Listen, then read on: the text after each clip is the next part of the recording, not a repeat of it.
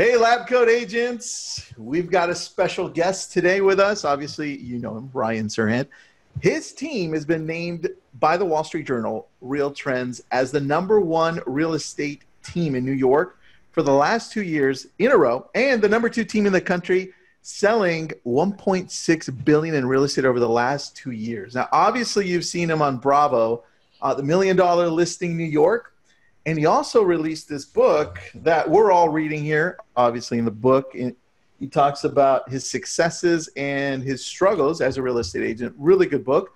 His favorite color is purple, and he's speaking at Hyperfast Agent in DC in November with us. And all the links to follow him and to buy his book are right below. Ryan, welcome to the show. What's up, guys? Yeah, Thanks for having me. What's the name of the book, Tristan? You forgot that one really important. I looked it up, man. Here, Sell It Like Serhant, and spell it Serhant, which I learned after I screwed up your name on Instagram. Did you just spell classic. it like Serhant too? Yeah. I spelled it like Serhant. Yes. So both Tristan and I read the book, and we have a ton of takeaways. Oh, good. And a ton of questions. So we hope you have about 6 hours to answer all of them for us. Let's do it. 6.5. Let's get do into it. Oh, I'm excited. I mean, listen, we, I don't know if you guys know, but I recently, I wrote the book, came out last September. We did really, really well, way better than I ever thought. I thought some brokers in New York would get it and read it, but it's been 4 brokers in New York and then people from all over the world kind of wanting to learn how you sell in New York City and applying that to how you sell anywhere else. And then I did an online course for it where I just really took a big deep dive into how to sell, how to begin a real estate career, how if you're a vet, how to come around the corner, how to make more money, how to structure your day, all the stuff that for the most part when I got started, right, there weren't Facebook groups in 2008. And if there were, I didn't know about them. And there weren't areas like this, like you guys helping people out. And so I never had that. So I had to learn how to sell real estate in one of the toughest markets in the world on my own. And so I put all that into the course. And so, I've seen what it's like to build a Facebook group because I have one for members and I've looked at yours as kind of like a case study of, wow, one day in time, I might be as cool as those guys. So it's actually really cool to be doing a webinar for you guys here. Dude, I appreciate that. That's super kind of you, man. But that's super nice of you to say. We wish we were as cool as us too. So yeah, we're not there yet. Yeah, we're almost there, hopefully. So we got a ton of questions. Tristan, kick it off, man. What do you want to know from Ryan? My favorite chapter of your book, and I'm going to start with the book, Ryan, was chapter 5. It was the 7 stages of selling. Yeah. And up until that chapter, I was like, you know what? This is good. It's great content. I love the stories. But that did it for me. That chapter 5 stood out so much because I've been an agent for 15 years, and I thought nobody had ever really put it out like that. Like stage 1, excitement, stage 2, frustration. And then I started seeing how you started addressing that later in the book. It's like, hey, guys, team, somebody over here is on stage, what was that? Stage 4, which is disappointment, right?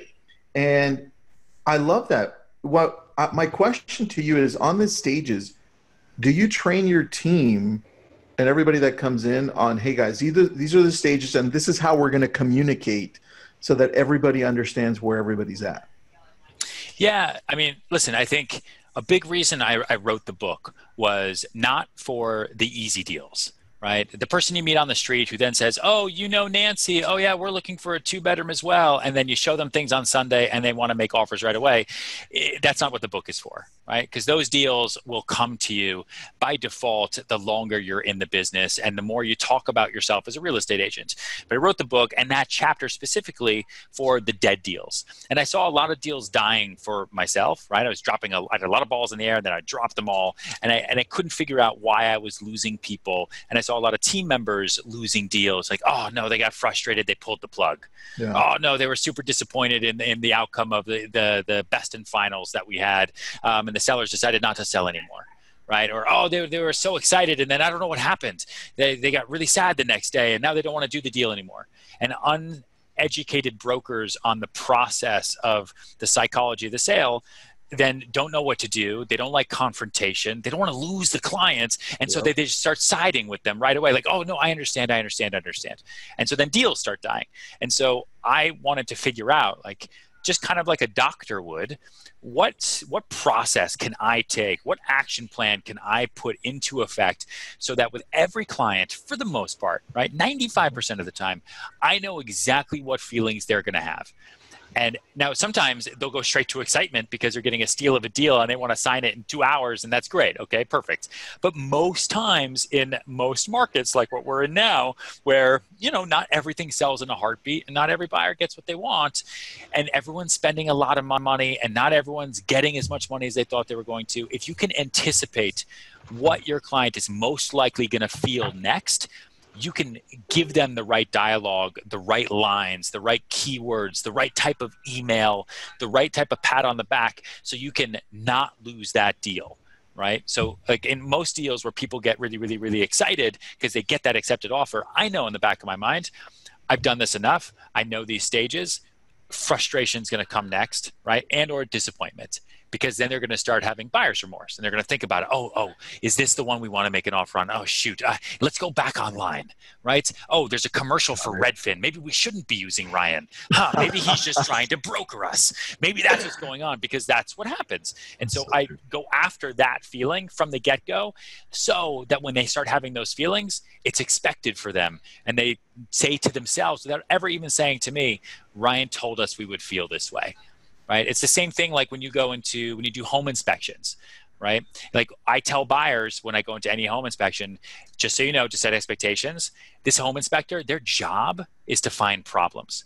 So do not be surprised if your home inspector comes out with lots of problems in the house. That's what they're supposed to do. If they don't, awesome. But there's probably going to be some crazy problems, and we'll handle them as part of the deal. That one little line, it takes 2 seconds to say that to somebody. Now the expectations are set. Now that fear and disappointment phase that they have when the home inspection report comes out and they're like, oh my God, there was water damage in 1979. I can't buy this house.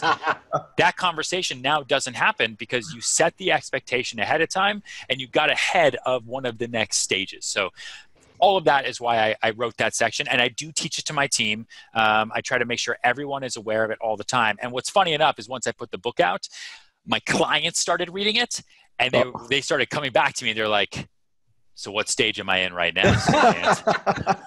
So Ryan, that kind of brings me, that's a great segue to one of the questions that I had, because I love this quote. Working with buyers is a process of elimination, not a shopping spree. Hands down, one of the best ways to compare what it's like with when agents are really buyer heavy, right? You hear agents all the time, oh man, I'm showing this person 50, 60 houses. And you have some chapters in the book where early on in your career, you actually made that mistake. Yeah, and you're very clear to say, listen, I don't do that anymore, right? So you're setting expectations about what they might go through in terms of emotions. How are you setting expectations to say, listen, you don't need to see every house on the market? How are you sitting down with them and really drilling down what their needs are? Yeah, I mean, a couple of different ways. I guess first, if you're watching this right now, open up a separate tab on your browser and go to ryanserhant.com/course and download the greatest sales course in the history of the world. To answer that question, you know, in New York City, one of the things that I've learned a lot, and you deal with a lot of people in the finance sector here. There's a lot of bankers, right? I'm dealing with Wall Street, a lot of really wealthy people. Like, if I want to invest money, I don't meet the banker at Starbucks and then he takes me around to a couple different companies I should invest in, right? That's not how it works. No.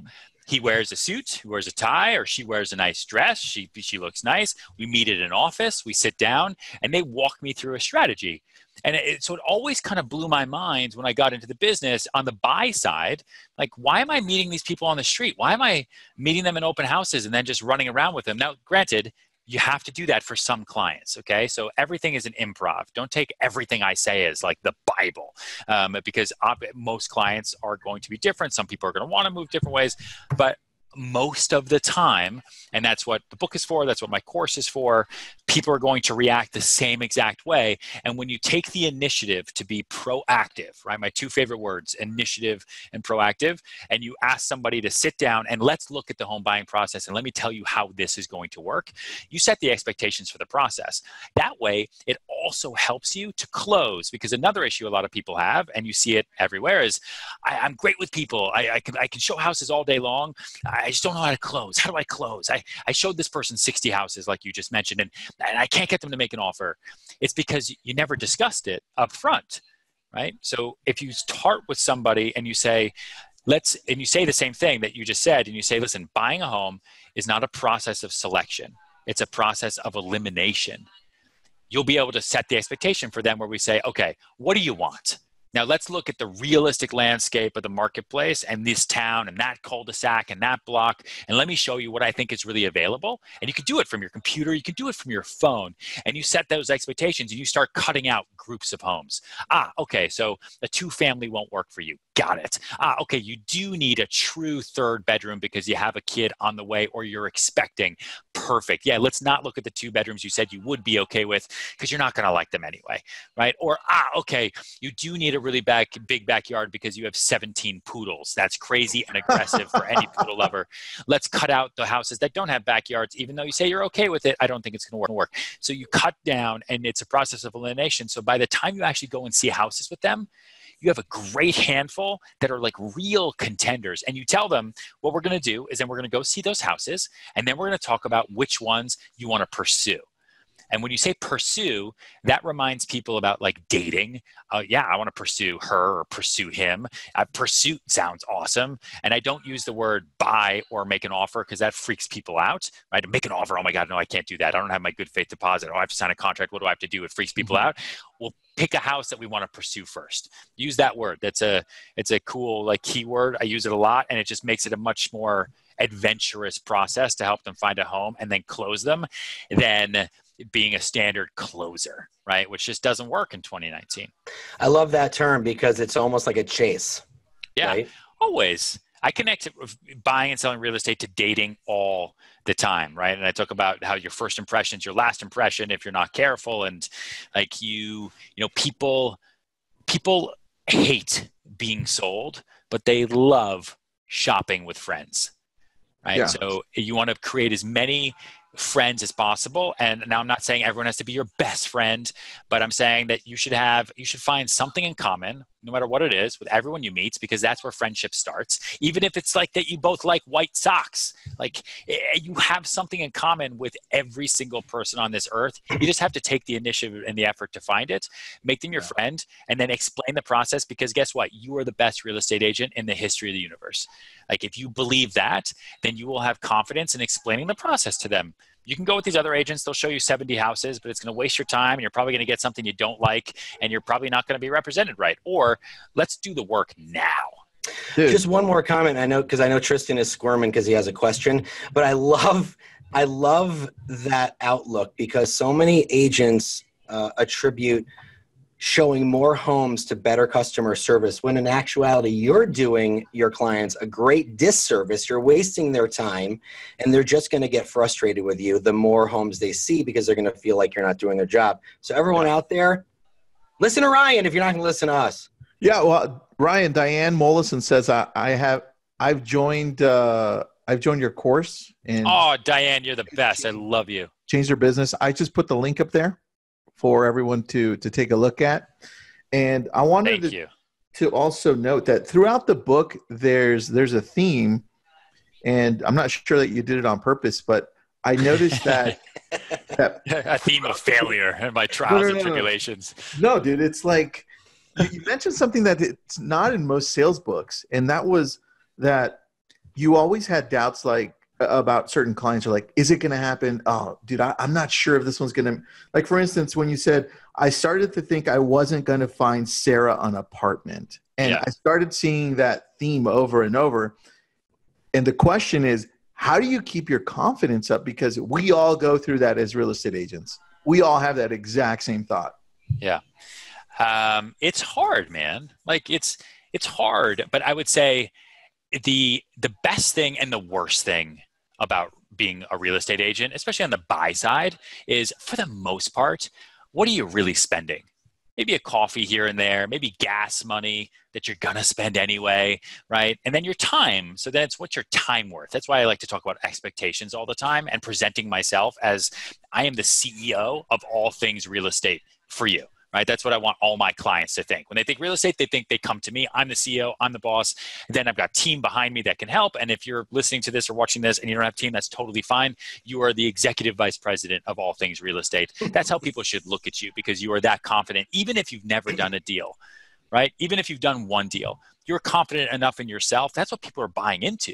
Yeah. Like, clients aren't buying into the fact that you've sold one house or you've sold 1,000 houses. They're buying into the fact that you can sit in the room and you can look them in the eye and you can be confident about what you're selling, because that's going to give them confidence, right? That's dating too. Like, you see, I see all the time these beautiful, beautiful, beautiful women with these guys that don't match up.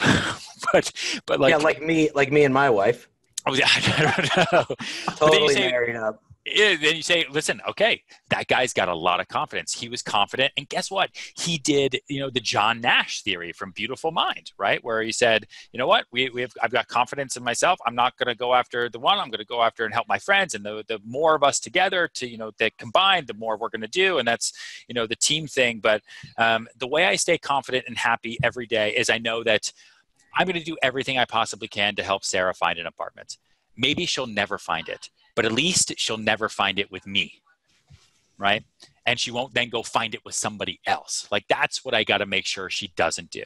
If the apartment for her just doesn't exist, which I find super hard to believe, but if it just doesn't exist, or she's just not ready, she's not going to be ready with me. But I'm going to stay on top of her, and I'm going to follow up with my follow-up system that I talk a lot about in the course and the book. And in 3 years, when she is ready, she's going to say, you know what? Ryan showed me a lot of houses. He was awesome. He told me he was the CEO of all things real estate. That's what I remember. That was kind of funny. I'm going to call him back because I need to find a house now, and I really do have to move. And some of my best deals have been with clients that I met 6 years ago, 7 years ago, 9 years ago. I talk about one of them in the book, and it was Follow Up, which is an email, which is free every other week for 5 years. Right. Dude. And it's just part of the job. Like, it's just part of the job. I'm sending someone listings. I'm going to do it anyway. And until he says, screw you, stop sending me emails, or goes and buys something else and tells me, hey, Ryan, stop sending me stuff. I bought something else. I'm going to keep sending. And 5 years later, he replies back and says he was busy. Right. He was busy. Sorry. Now I'm ready. Ready to go. And that was a $1 million buyer that turned into a $16 million deal that in June turned into a $40 million deal in the Hamptons. Yeah, you have a lot of stories like that in your book, which I think, well, here's the thing I noticed about your book before I get into that. It's very implementable in the sense, is that a word, implementable? I don't know. I just made it up. I don't think so, but it is now. We just made perfect. It. Perfect. You can call your next book Implementable by Ryan Serhant. So what I love about it is your follow-up is on point. I mean, I know that because I emailed you and you wrote me back within 5 minutes and didn't even know me. Yeah, man, so I don't fuck around. On a Sunday, mind you. And so what I've noticed it is a theme of follow-up. And it goes along the lines of how Tristan and I feel, buy or die, basically. If someone doesn't tell you to F off, keep going. My favorite story, and by the way, if you guys don't know, Ryan was dead broke 10 years ago. So this book really takes you from the beginning to now. And everything in this book is just stuff that you should just be doing anyway. Just do it, right? It's going to work for you.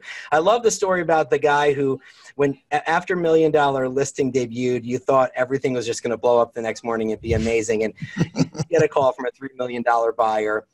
The woman dragged you around town, didn't buy anything, and then you kept following up with this guy for like 3 years. Yeah. And he basically just emailed you, said, I'm ready, or something along those lines. Yeah. 3 million turned into 37 million, and that's because you were just so diligent. So let's talk about your follow-up, follow through, and follow back. Yeah, the three Fs. Let's talk about it. The 3 Fs. I swear to you, it's really hard to teach, as common sense as it is, but it's all about going back to basics. And it is the simplest idea, but it's what I built my entire business on. And just, you bring up $1 Million Listing, and it's important that you do, because I do a lot of talks to brokers. I do a lot of these webinars. With this book, and I got this course, and I get a lot of feedback from people saying, I don't know why I would take your course or read your book, because you're on TV and that's how you get business. And I just want to say right now, if I got business from TV, I would not be doing this right now. Right? I would have made all my money 10 years ago, and I would have quit. But when was the last time you picked up the phone and called someone you saw on TV? Did you talk to Kim Kardashian yesterday? Yeah. You call her? No, right? People watch That's TV for entertainment, and it's a great marketing tool for myself. It's great branding for myself. I get to do a lot of different things that I otherwise wouldn't do, but they're all relatively extracurricular, and they're mostly tied to new developments. But just like that story, the next day I went into the office and I was like, boom, here we go. I was on national television last night. Millions of people watched it. Dude, my voicemail is going to be through the roof. My email, everything. I got one phone call from a crazy person. Right? that was you got the schizophrenic down the block that just wanted to look at the inside of you. Yeah, man, exactly. And so, but what I did was I took it and I used it as a marketing device to help me open doors, right? So that's the honest truth. Like I used it as a way to get into rooms that I otherwise wouldn't be able to use it with. And now agents around me are doing the same thing with YouTube. Like I created a YouTube channel and a vlog, right? I put out a new vlog every Wednesday. And that's part of my follow-up system because I put that out there as a way of passively remind people that I do real estate and I'm the greatest at it. And anyone can create a YouTube channel. The reason YouTube is so big is because people don't have television anymore. And the reason I created the vlog is because it's my hedge against television, right? Mm-hmm. Eventually, one day, the 12-year-old today that doesn't know what cable TV is, that only watches people on YouTube is not going to have cable when he's 22 or 32 or 42. So I've got to build that audience, and everyone should be doing that right now. Like if you're not using YouTube and Instagram in some way, shape, or form for your business as a realtor, even if you have 40 followers, but there are 40 people that are in your town that then know 40 other people, 40 times 40 is a lot of people. Right?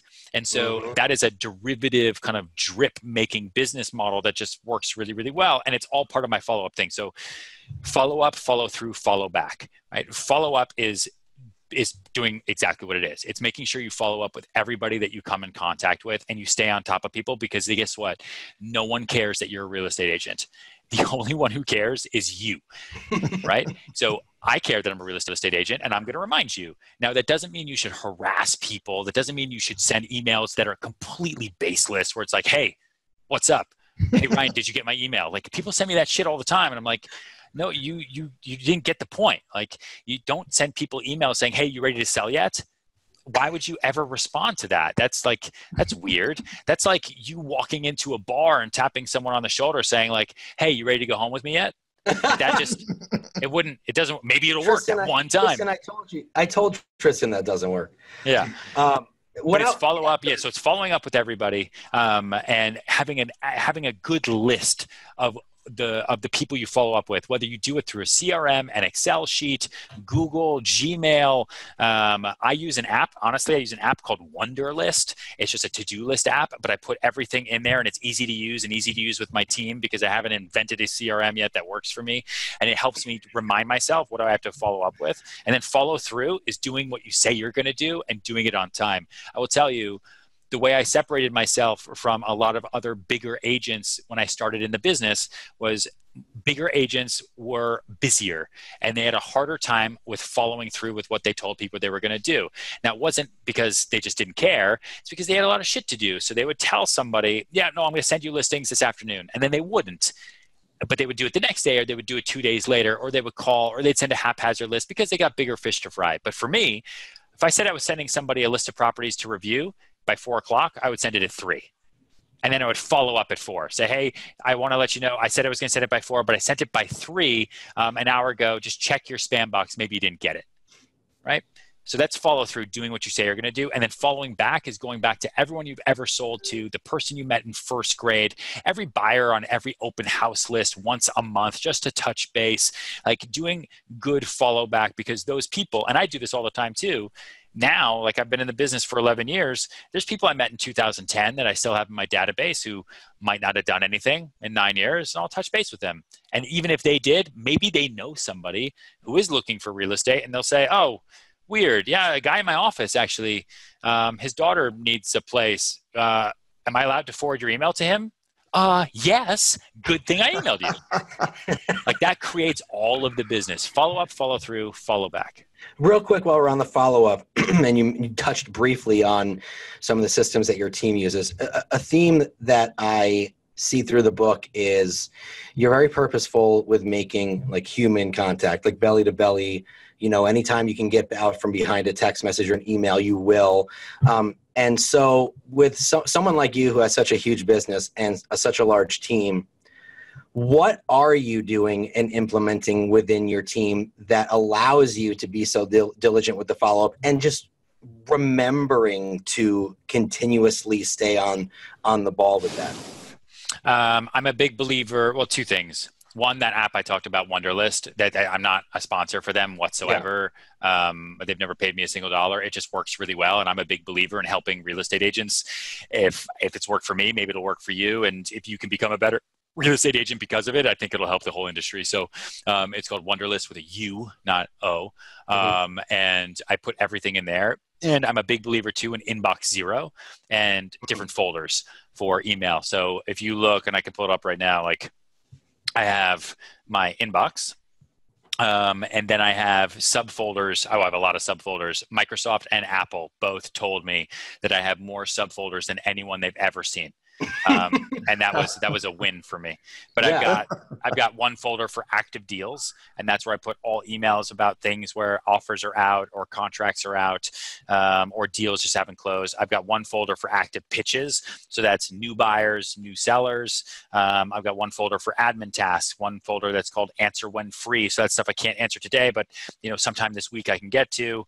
I've got things for super important. I've got things based on different neighborhoods, and I've got different folders for all the different listings and everything. That way, Inbox Zero is a huge thing for me. And that way, every morning and every night, I clean my entire inbox, because real estate agents, unfortunately, because our clients come from all over the place, live through email. And until that changes, that's how we have to do it. And that's how I stay on top of everything. And I go back through things like, one thing I talk about all the time, and and one thing I put in the book a lot, and I put into the course, which if you haven't checked it out yet, ryanserhant.com/course, you should go there as soon as possible. So help you God, is to talk about structuring your day, right? Like I never saw a sales book that actually told me what to do at 8 o'clock in the morning, or what to do at like 11. And that's what's hard when you're a real estate agent. Like there's no boss.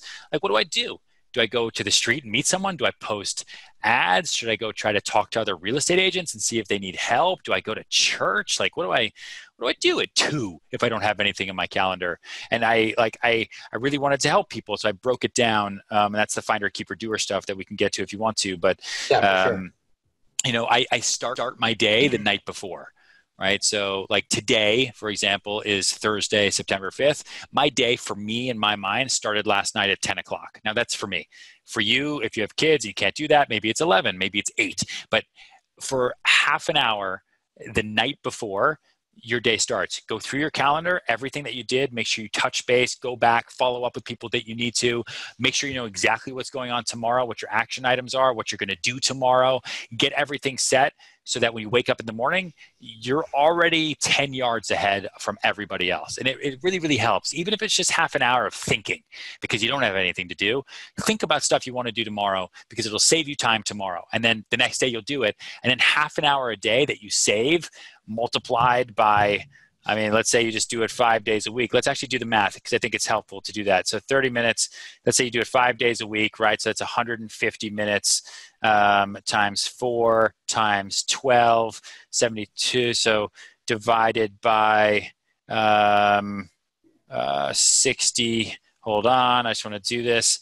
So because it always helps, right? Because it helps when you tell people, hey, start the night before. They're like, man, okay. But if you tell people that doing that will actually save you 120 hours worth of time, which equates to 5 fucking days.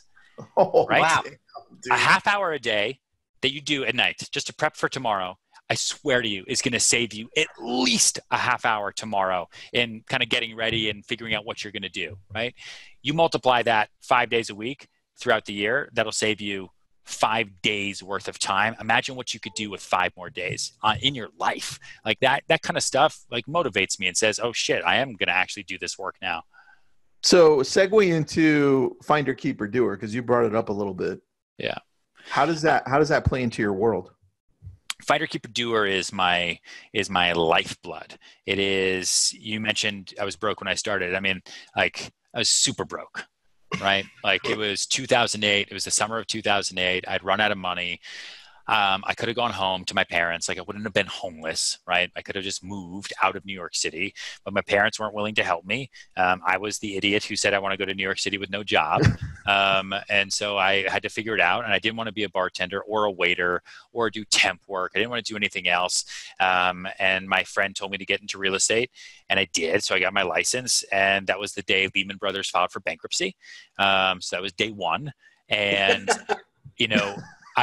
and then no one told me what to do. So day one, every real estate agent in my office quit because I didn't know them. I just watched them leave, right? Within those first 2 weeks, because life changed. Yeah. No one was buying real estate at the end of 2008. Like no one could afford it. And a lot of people were losing their jobs. For me, hindsight's 2020, I had no money.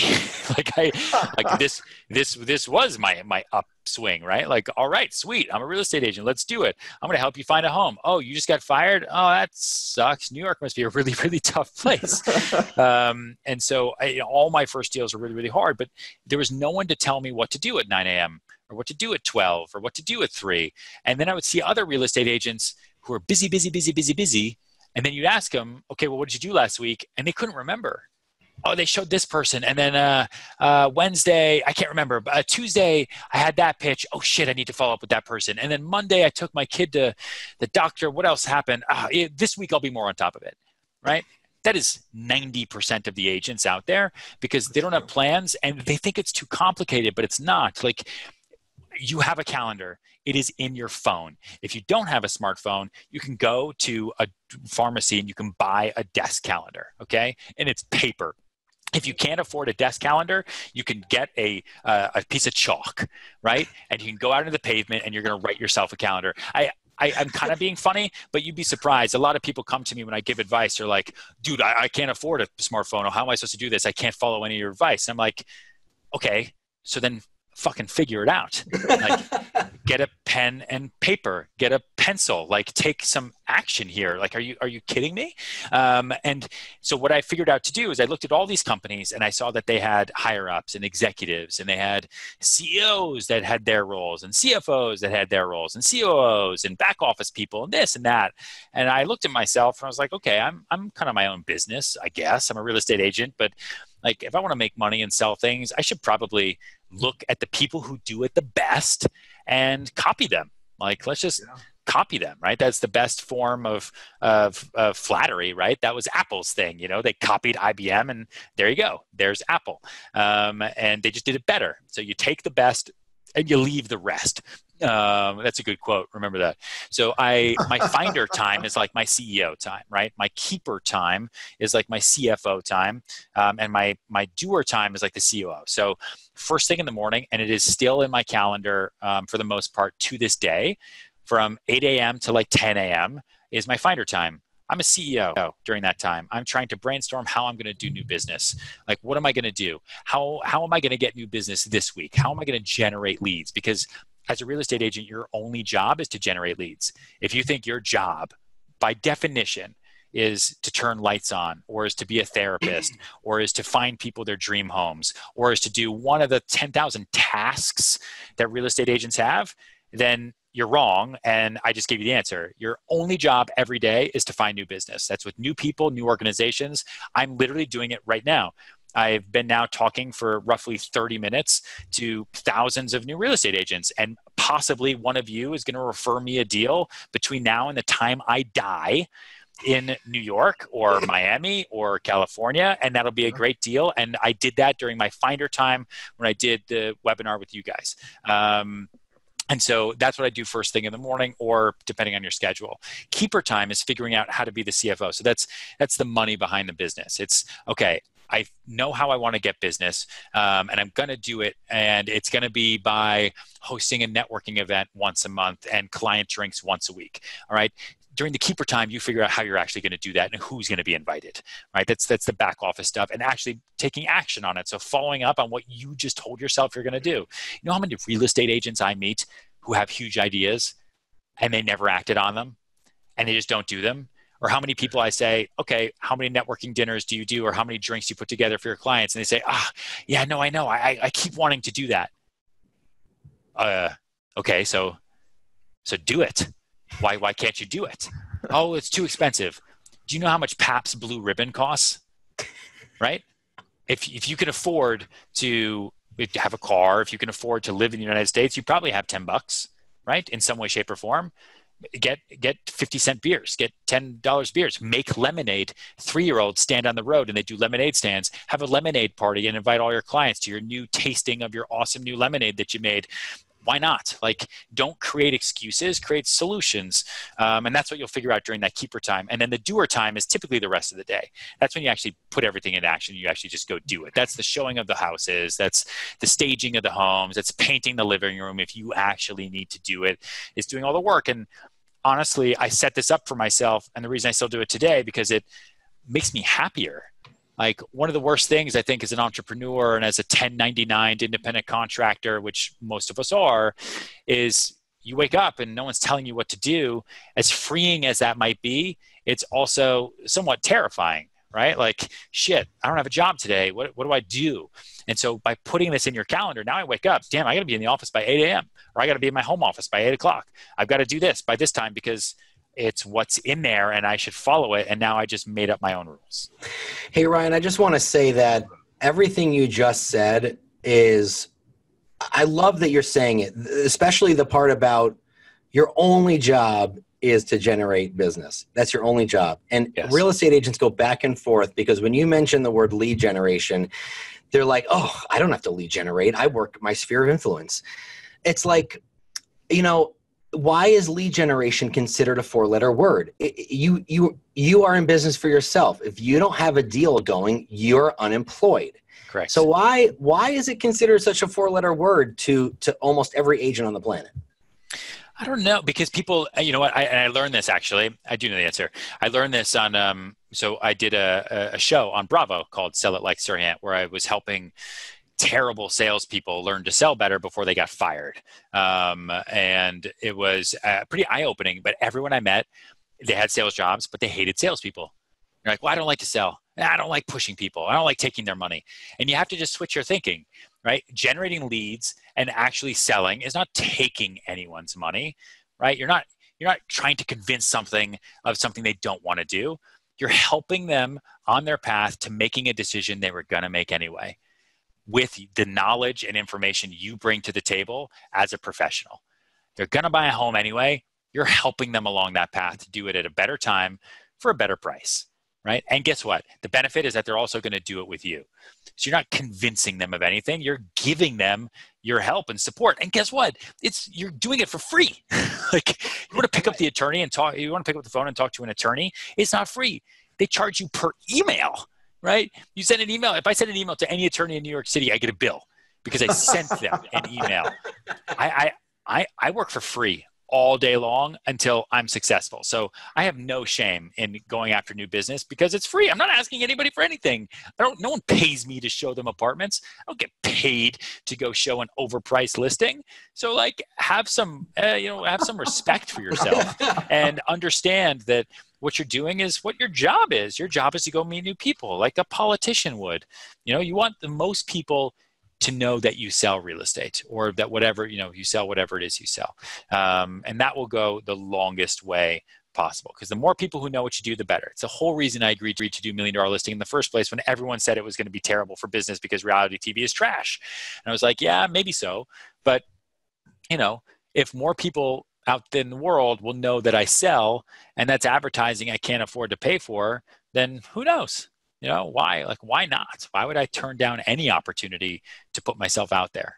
Do you have specific time slots, not time slots, but time amount spent for finder, keeper, doer? Like, do you do 4 hours, 3 hours, 4 hours? Yeah, no, it's honestly, it depends on your day. Like, I don't want to tell somebody 2 hours, 2 hours, and 3 hours, because then they come back to me and they're like, oh, well, I got to pick up my kid here. I got to go to the gym. I got to do this. I can't do that system. It doesn't work for me. So again, everything is an improv. If you have stuff in your calendar that is busy, you work around it. For me now, like, most of my day is finder time. Like, that's the way I've set it up. And eventually everybody should get there, where most of your day should be just focused on generating new business. because you don't need to do operations anymore. You don't need to go show apartments all day long because you have a team for that.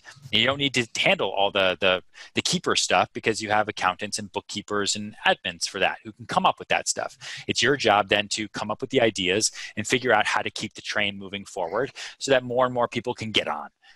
Right? Like that's where you want to get to. So for me now, it's like an hour for Finder, probably half an hour for Keeper, probably a little bit for Doer, and then like more Finder towards the end of the day. Like I kind of bounce around, right? But I really try to focus on being a Finder. For most new people, you're going to be a Doer 6 hours out of the day because that's just what you have to do. You know, you have to start in the back office. You have to start doing the work. You can't afford to have somebody else go get that microwave. Like you've got to go do it. I want to go back a little bit about how you added up all that time that you would save by starting your day the night before. Am I correct? Sure. Is that what it was? Yeah. Okay. I just want to go back. We're covering a lot of topics, and it's a great segue into family, right? Because you have a wife and you have a new baby, right? Yeah. 6 months. 6 months. So that time is really, really important that you're saving by doing that. And we want to talk about how are you balancing or counterbalancing your real estate business with your family with a new baby? It's all about synergy. You know, it's all about the synergy. It's about finding and setting expectations with my wife, right? And saying, listen, I still have to work. How should we do this? So now, right now, I am home every day as best I possibly can be for bath time. Like I have a 6-month-old, bath time is a big time, and then she goes down, and then I can go either back out for a meeting or for drinks, or I can sit there and just clean up email, and I do it from home instead of doing it from the office, right? Maybe it means I start my day a little bit earlier than before, but I don't sacrifice anything. I mean, sure, like I meet people who say to me, like, how could you not be there with your daughter all day long? Like, well, that's not the life I chose to live, and I also don't want her to know me as somebody who isn't 1,000% committed to my career. Like I grew up with a father like that, and I think it set a really, really good impression for me. And I want the same thing for my daughter. That doesn't mean I'm going to miss important things. I'm there for all the doctor's appointments as best I possibly can be. You know, when she starts training for American Ninja Warrior, I'll be there too. You know, and so then it's like Saturdays now used to be my office days. Now they're their days. But my wife is very, very understanding, and she knows who she married because expectations were set from the beginning. It's not like she thought she was marrying somebody who had a 9-to-5. Like she understands. And a lot of times if I'm at home for too long, like things get weird. And she's like, why are you still here? What's going on? Ryan, get out. Go sell something. Like it's Saturday at 3. I know you want to be in the office. I'm like, really? You'll let me go? You'll let me go there? I'll be right back. And I get to go and I sit in my command center and I get to clean up from the past week and prep the week ahead. So you make it work, but it's all about communication. Like any deals die all the time. Relationships fall apart all the time because of poor and dishonest communication. Like if you want something, actually say it. Like don't pretend you feel one way because you think it's going to make someone else feel better. I promise you it never works out. Yeah. So Tristan has a team of 24 in Malibu. I mean, Nice. I 22. I just fired 2. 22, you just fired. Okay, well, listen, you got to make tough decisions.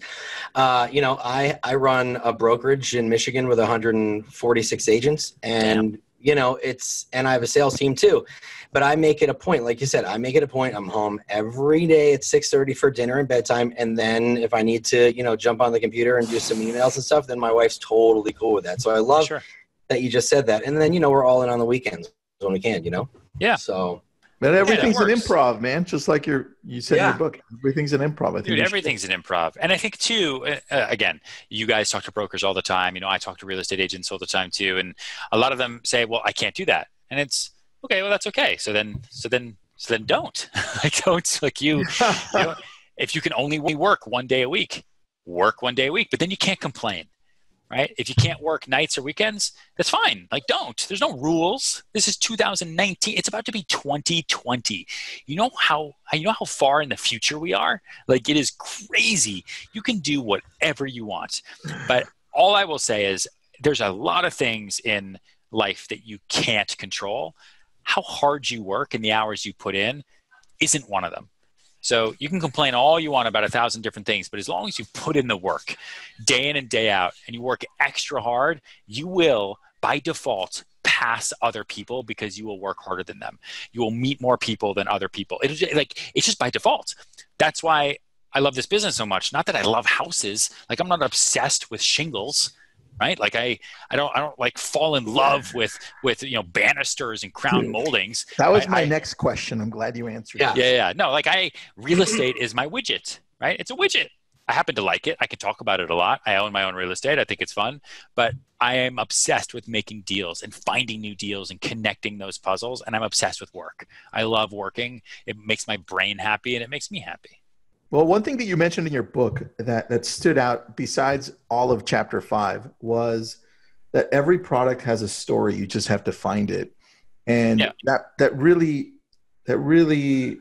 captured me, because in our group in Lab Coat Agents, we see a lot of agents go and stand in front of their open house or their listing and just say, hey guys, I'm at an open house, and check out the kitchen and look how big the living room is. And there's no story that captures people behind what they're doing. Yeah. So where did you come up with the idea of actually telling the full story? Because I love the stories that you told on the houses that you had here. It came from, I guess, a lot of different places. Like, think back to what you were doing 10 years ago. Like, look in your calendar, right? Like, where were you in 2009? What was going on? You probably can't remember a lot of the details or facts about certain dinners, this, that, or the other, because it all just blends into the rest of the days. Your April 2009 was probably a lot like your March 2009, all things considered, right? Life events, not counting. But like, maybe there was a weekend where something cool happened and you remember that weekend really, really, really well. You don't remember the events, you remember the story, because that's how we live now, right? In the future, you live in the stories you tell about the past. And so when selling, it's the same thing.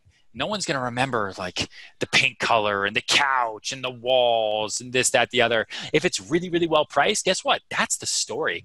This seller needs to sell. They're taking a $200,000 loss. Boom. There's your story. Right now, let me go show you the house. People love value; they love that stuff. We're selling a duplex apartment right now with a great garden, and there's an agent that was showing it for me the other day, and they just described it as a nice duplex. Look at the bedrooms, blah blah blah blah blah. And it's like, no. The story here is that the developer built this apartment for himself, which basically means that he built the building around this apartment, which basically means that this is the best apartment in the building. Now that's a story. That's someone people can remember. Now it's not just a duplex with 3 bedrooms and some cool outdoor space. Now it's, oh wow, the whole building was basically built around this apartment because the developer wanted to live here and he wasn't going to compromise on his own space. Wow, that's really cool. That would be the apartment I'm buying. That's what you then remember when you leave.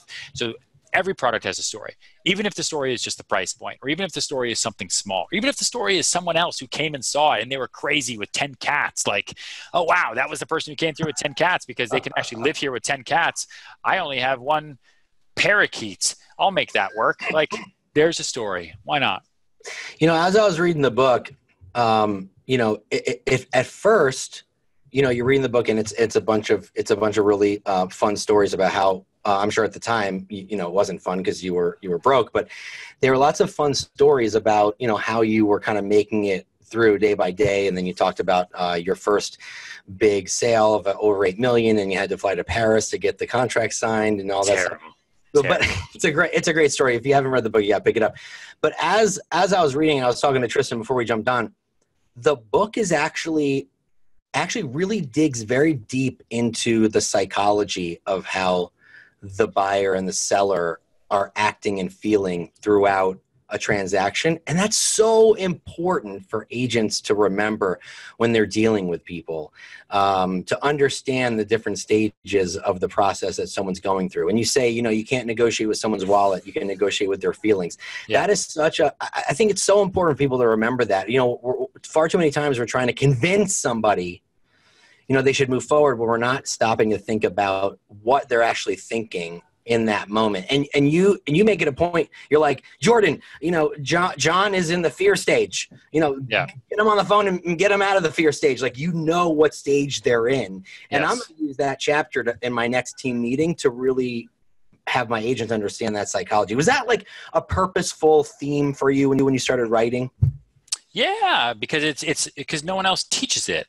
Right? Like there's all these books about selling with your personality, be yourself. It's all bullshit. There's books about how to sell bananas. Like it doesn't do anything. And there's also books that are so macro in thought that like it's great, cool. It's a nice philosophical read about how to sell, or it's just a story about a bunch of other people selling shit. And it doesn't make any difference for me. So like I wanted to create a course and a book that actually was helpful. And it was actually applicable to real estate agents in 2019.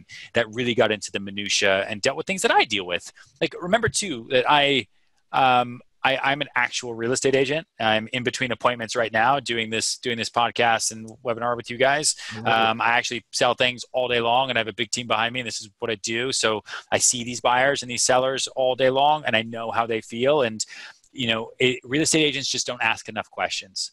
Right? The best way to get to somebody and to see what they're really feeling, and I learned this with my wife, obviously, is you got to ask questions. And I think I wrote in there as well, there's a line where I say, people don't, it's one of the secrets, right? The Serhant secrets is, most people ask questions to hear their own reply instead of asking questions to be able to respond. Like you all know those people where they're like, "Hey, dude, what'd you do this weekend?" You tell them what you did, and you're like, "Oh, that's super awesome. Guess what I did?" Like they asked you the question just so that they could reply. Whereas the best salespeople will always ask more questions, like even just simply, "How are you feeling? What are you thinking? What's going through your head right now? Talk to me." Like being a friend, right? It's what I said before earlier. People love shopping with friends. Like, talk to me as a friend. Don't worry about the deal, dude. This apartment, if you hate this apartment, you hate this house, let's not buy it. I don't want you to hate me. I don't want you to hate where you live. Let's talk it through. And then most of the times, a lot of people's fears and their thoughts and feelings are pretty simple and easy to get through. And they're things you wouldn't even think about. Like, I'm just nervous about, my stepdaughter. She comes once a year, and like, I don't want her to feel like I gypped her on her bedroom. It's like, dude, I didn't even know you had a stepdaughter, but good to know. Let's talk about that. Okay. And that's not something that they would normally bring up to you because you didn't even know that there was the other wife. Like there's things that if you just ask questions, people will give you all the answers you could ever need. Well, dude, a lot of agents that are newer struggle with confidence because they just haven't gotten there. And that's what we noticed in lab coats and just in the industry as a whole. On your team, what do you do to maintain that positivity, that confidence and the production at a higher range? Listen, you have to remember what we talked about before. One, every day is a brand new day. It's the greatest part about being alive. Like tomorrow, someone could call you that changes your life. Like tomorrow you get a text from somebody you thought wasn't buying something and they just will all of a sudden. Awesome. Good thing you stuck around, right? Like every day is a new day and you got to get excited for it. That's why I talk a lot about too. Like the reason I say ready, set, go all the time is because every day is a race. And I just don't know what I'm going to run. Like I run blind. Literally every day I run blind. I think I know what I'm doing, but today might be a sprint. It might be a marathon. It might start as a marathon, then go into hurdles, then become a sprint. Then I got to swim because holy shit, this is actually an Ironman. I had no fucking idea. And then it goes back to a walk, a nice graceful walk. Who knew? Right. And that's what makes every day exciting. And then just focusing on what your actual job is, right? Like I said, when you take care of the work will take care of you. The work will make you more confident. The work will make you happy and keep you excited every day. And the work is finding new people. That's how you don't connect your emotions and your confidence and your days to deals. Because I used to do that, right? Like, oh, that lease didn't go through, or oh, they pulled out. Like my life is over. Sucks, dude. Like it's because you count checks beforehand, and we all shouldn't, but we all do.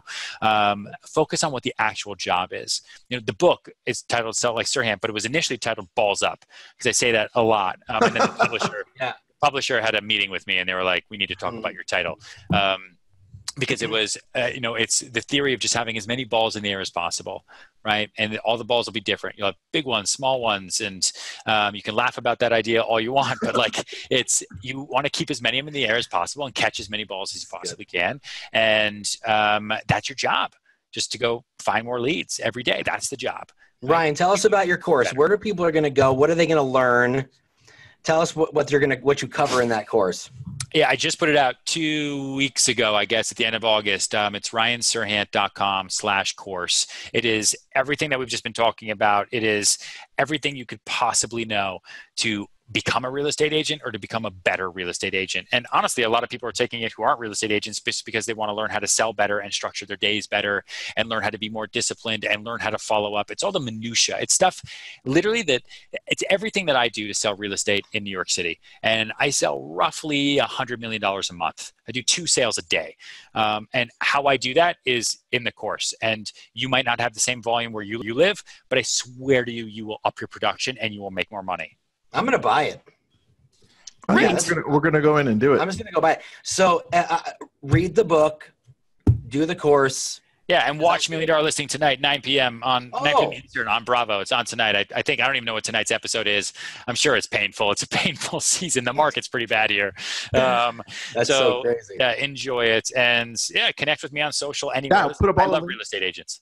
Put up all the links for Instagram, Facebook, Twitter, and your website. Thank you. Also the link for tickets if anybody wants to see him live. He'll be at Hyperfast Agent in DC in November too. So yeah, and Tristan and I are going to be there too. So we'll get a selfie.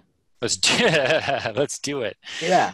Let's do it. Ryan, well, listen, this was great. We know you're a little busy today, so we're going to let you go, but we appreciate you taking the time and talking to us. And I know that our members, I mean, the phones and the internets and the Facebooks in Lab Coat Agents are blowing up, and that's nice. Amazing that you took the time to be here with us. So listen, Awesome. Go on Amazon or go to Barnes & Noble, Sell It Like Serhant. It's a great book. It's only 240 pages. It's a super easy, informative read. You're going to learn a crap ton of stuff, and then go to ryanserhant.com/course and learn a thing or two. So we're super honored that you were here. Thank you so much. Thanks, guys. I'll talk to you later. All right. Ryan, see you in a few months. See you, buddy. Go. See ya.